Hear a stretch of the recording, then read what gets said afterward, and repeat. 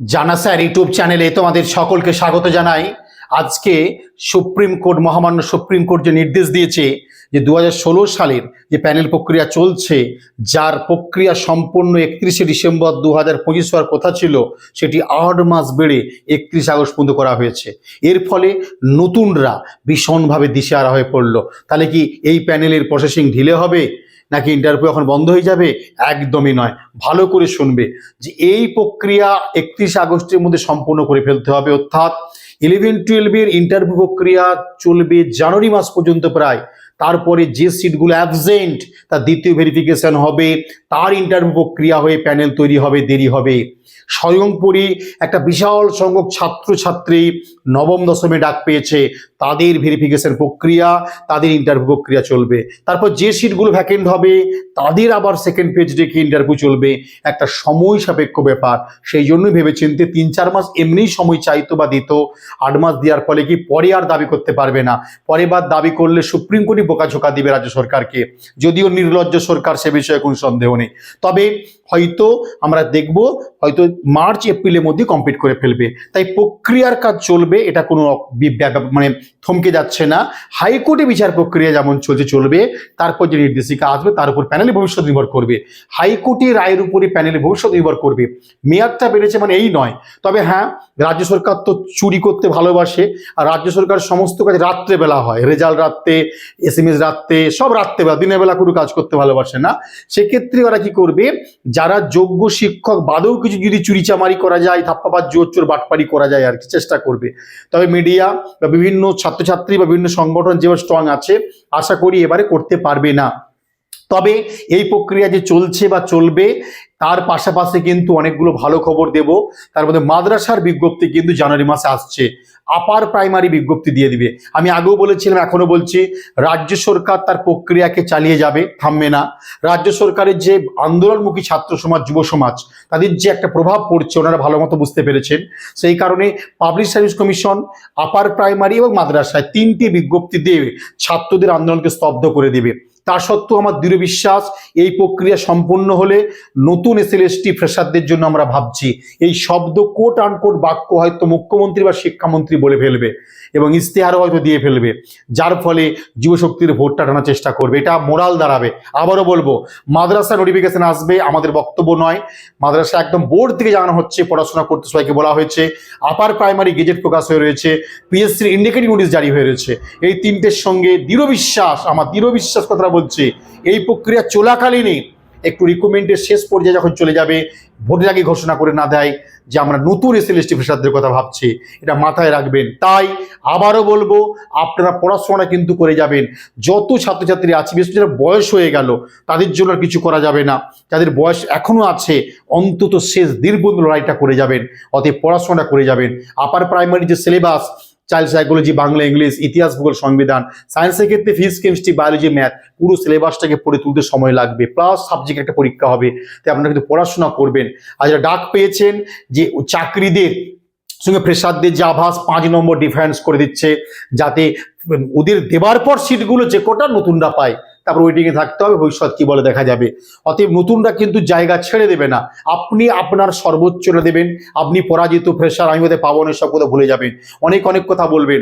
মনে রাখবেন, পশ্চিমবঙ্গের কম্পিটিটিভ শিক্ষকদের 90% আপনার সঙ্গে পরীক্ষার্থী, আপনার সঙ্গে কল ফর ভেরিফিকেশন পেয়েছে, আপনার সঙ্গে পড়িয়েছিল, কুল সার্ভিসে পরীক্ষা দিতে গিয়েছিল। আপার প্রাইমারিতেও ঠিক তাই, আমাদের থেকে বয়সে ছোট, হয়তো পড়াতে লেগে পড়েছে শর্ট প্রশ্ন, কিছু MCQ। আবার সাবজেক্ট PSC মাদ্রাসা পড়াতে লেগে পড়বে, MCQ হবে, যে কোনো হরপা থেকে 4টে করিয়ে দিয়ে, বৈদ্যুতিক থেকে 6টা করিয়ে দিয়ে, কাঁদি থেকে 8টা MCQ করিয়ে দিয়ে হয়ে যাবে। এর ফলে কিন্তু যুবশক্তিদের যে মনোবৃত্তি, তাদের মোটিভেশন নেই, তাদেরকে যোগ্য পড়াশোনার মানদণ্ড তৈরি করতে পারছে না। এর ফলে কিন্তু বহু শিক্ষক কম দায়ী নয়। আজকে আন্দোলনে গিয়ে দেখছি কোনো শিক্ষক নেই, যারা ডাক পেয়েছে তারা ভাবছে ডাক পাইছে মানে আজ যাবো না। মনে রাখবেন, আন্দোলন নিজের অধিকারের জন্য পথে নেমে আন্দোলন, এর মনোবৃত্তি একটা আলাদা, আপনাকে সাহস দেয়, আপনার প্রবৃত্তির বৃদ্ধি করে দেয়, আপনার জীবনের নতুন দিগন্ত খুলে দেয়, কিন্তু মনে রাখবেন। তো যাই হোক, এই যে প্রক্রিয়া, এই প্রক্রিয়ার সঙ্গে এই প্রক্রিয়া কোনো সম্পর্ক নেই। 16 সালের এবং 25 সালের যে গেজেট তার যে পরীক্ষা চলছে, এই প্যানেল হয়তো মার্চের মধ্যে আমরা অনেকটা ক্লিয়ার করতে পারবো, সম্পন্ন করতে পারবো না, তাই সময় দিয়েছি, সামনে যেহেতু ভোটটা মাঝখানে পড়ে যাবে। তাই এই প্যানেলের ভবিষ্যৎ হাইকোর্টের উপর নির্ভর করলেও প্যানেল পক্ষে যা ডাক পেয়েছেন প্রত্যেকে ভালো ডেমোনস্ট্রেশন তৈরি করবেন, সাবজেক্টের গভীরতা স্কিল তৈরি করে কিন্তু যাবেন। আবারও বলি, কিন্তু আমাদের মানসিকতা আমাকে করতে হবে নয়, আমি করবই, এই মানসিকতা নিয়ে আপনি এগোনোর চেষ্টা করুন।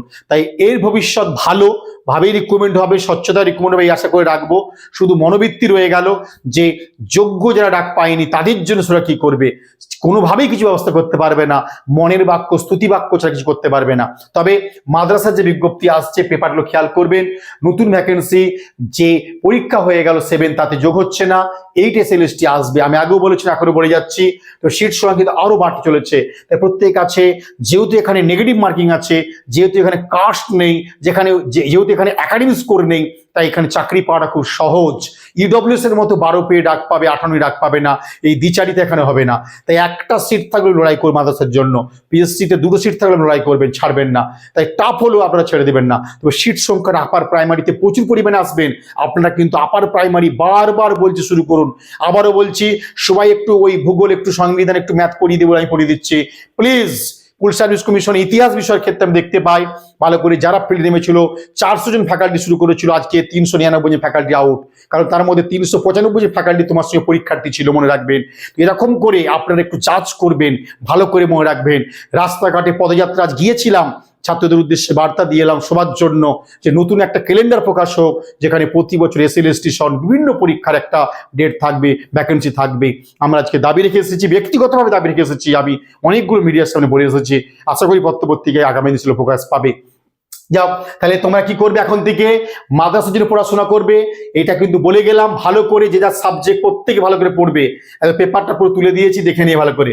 মাদ্রাসার জন্য প্রত্যেকে সাবজেক্ট পড়া শুরু করবে, পিএসসি নোটিশ আসবে, যার ধরলাম মাদ্রাসায় 50টা, পিএসসি 40টা, এই যে 90খানা আপনার সিট, ওর একটা সিট আমি নেবো, এরকম জেদ নিয়ে ফেলুন।